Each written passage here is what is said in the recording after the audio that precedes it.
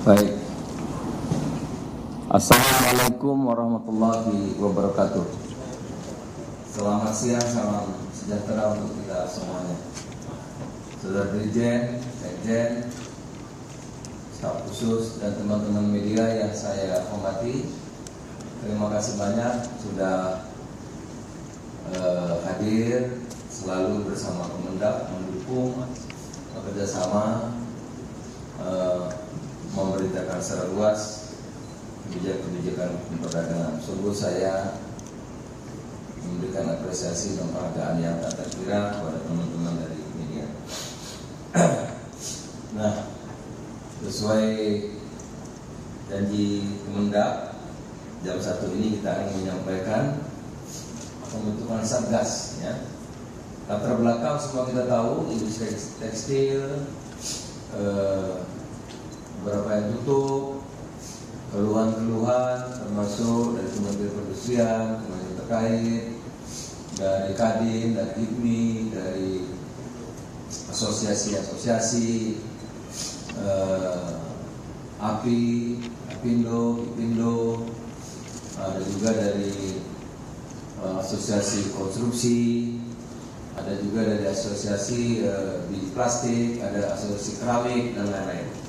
Yang hampir semua sama yang disampaikan kepada kita, maraknya produk-produk yang dikategorikan ilegal karena jauh daripada harga yang semestinya dan tidak bisa dipertanggungjawabkan SNI dan lain-lainnya, sehingga terjadi PHK, penutupan pabrik dan lain-lain.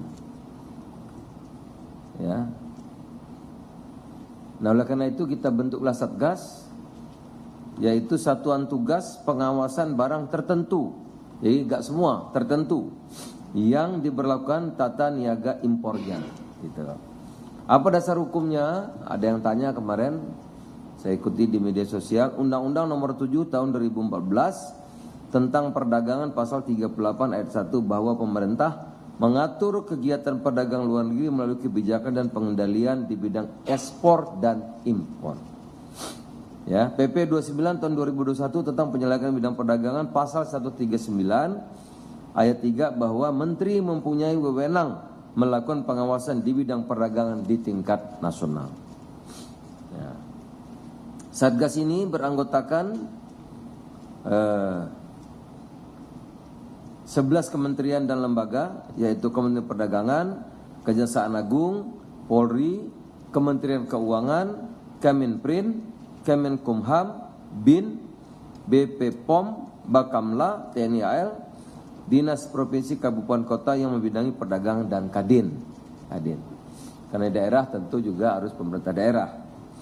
Tujuannya menciptakan langkah strategis dan pengawasan penanganan masalah impor, menciptakan kondisi antara ST efektif, pengawasan barang tertentu yang diberlakukan tata niaganya, dan kita saksikan ini belum apa-apa kok katanya sudah ada yang sidak, ada yang mana toko tutup dan sebagainya. Berarti ini memang kan kelihatan memang banyak yang yang ilegal. Tugasnya antara lain melakukan inventarisasi permasalahan terkait dengan barang tertentu yang diberlakukan tata niaga impornya. Ya, kemudian menetapkan sasaran, program dan prosedur kerja, melakukan pemeriksaan perizinan berusaha atau persyaratan barang tertentu yang diberlakukan tata niaga impornya, termasuk standar SNI dan pajak. Ya. Melakukan klarifikasi terhadap pelaku usaha terkait dengan dugaan pelanggaran, tentu tindakan hukum sesuai dengan kewenangan berdasarkan ketentuan perundang-undangan yang berlaku. Nah, tadi saya sudah sampaikan jenis-jenis barang yang diawasi, ya, tekstil dan produk tekstil, pakaian jadi dan aksesoris pakaian jadi, keramik, elektronik, alas kaki, kosmetik, barang tekstil sudah jadi lainnya. Jadi ada 7. Ya. Pelaksanaan tentu pengawasan berkala, pengawasan khusus, dan pengawasan terpadu. Nah, ini nomor poin G agar tidak jadi kesalahpahaman. Fokus pengawasan yaitu importir atau distributor. Importir, distributor, ya, itu.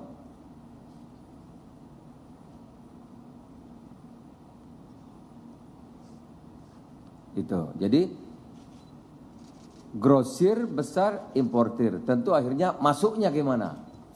Ya, masuknya gimana? Itu. Tentu nanti di pelabuhan-pelabuhan. Itu. Ya, bukan retail. Nah, retail itu kan akibat, itu retail.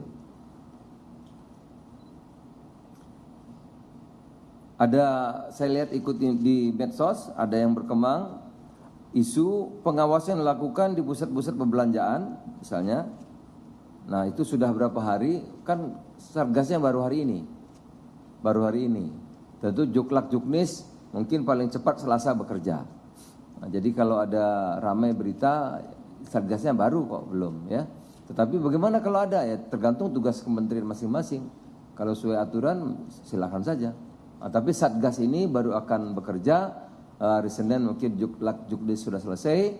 Selasa saya kira sudah akan kelihatan gerakannya nanti. Ya. Saya kira demikian saudara. Nah, ini surat ke Pusatgas pengawasan barang tertentu dilakukan tanda negara ini baru hari ini kita tanda tangani nomor 932 tahun 2024 ya. Tanggal 18 Juli 2024 berlaku efektif sejak berlaku efektif sampai hari ini sampai dengan tanggal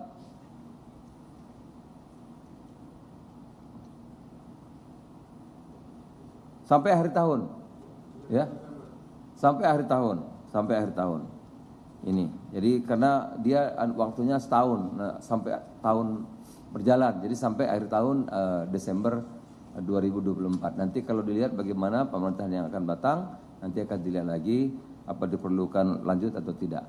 Saya kira demikian. Kalau ada pertanyaan dipersilakan.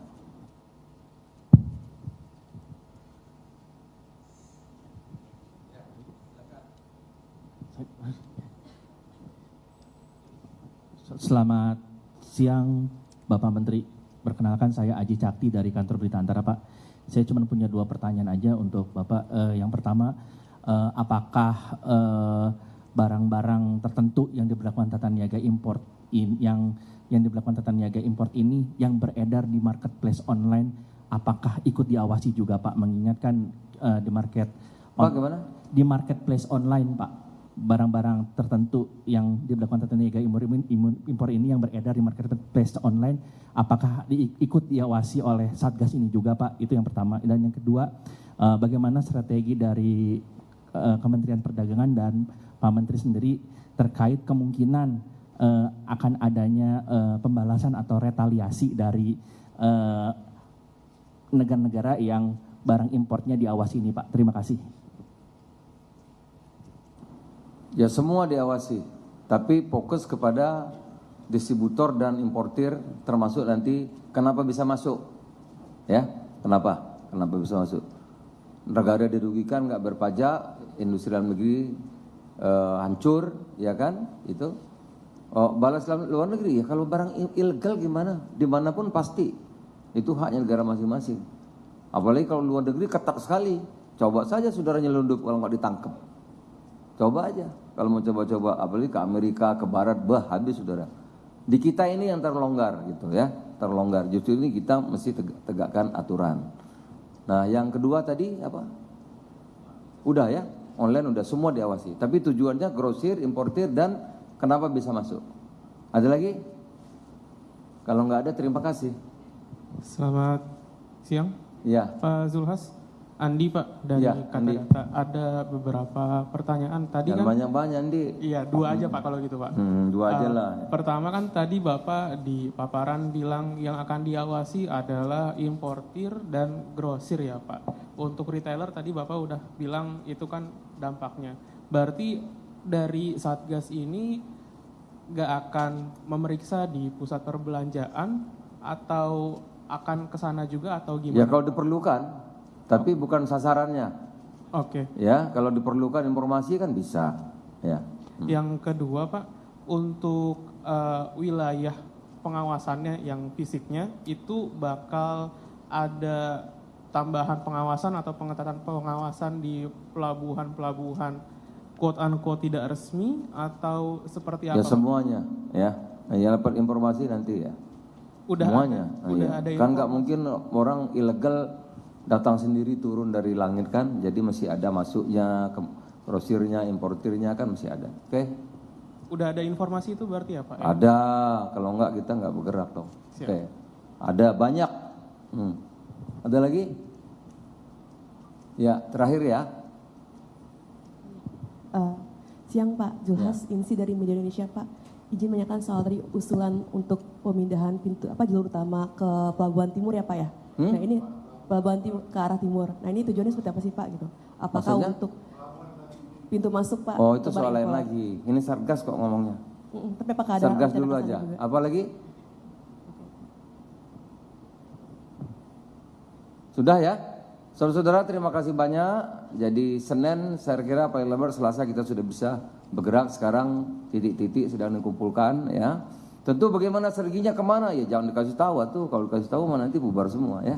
Itu nanti kita tahu-tahu rapat terus bergerak begitu aja.